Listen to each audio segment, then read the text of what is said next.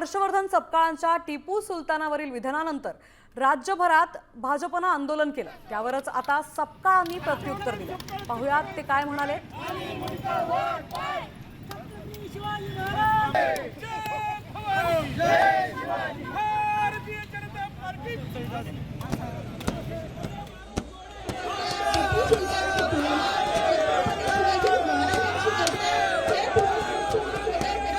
जे पुतळे जाळण्याच्या ऐवजी त्यांनी जर गागा भट्टचा पुतळा जाळला असता, त्यांनी जर कोरटकरचा पुतळा जाळला असता, त्यांनी जर राहुल कुलकर्णीचा पुतळा जाळला असता, त्यांनी जर कोश्यारीचा पुतळा जाळला असता तर ते शिवप्रेमी त्यांना म्हटलं गेलं असतं। मात्र जे या व्यक्ती शिवाजी महाराजांबद्दल अभिमान बाळगतो आणि शिवाजी महाराजांचं जे शौर्य आहे त्याला अद्वितीय म्हणतो, अशा एका व्यक्तींनी न बोललेले शब्द त्याच्यात टांगून त्याच्या वक्तव्याचा विपर्यास करून जे काल महाराष्ट्रामध्ये केलं त्यांना कायदा मान्य नाही।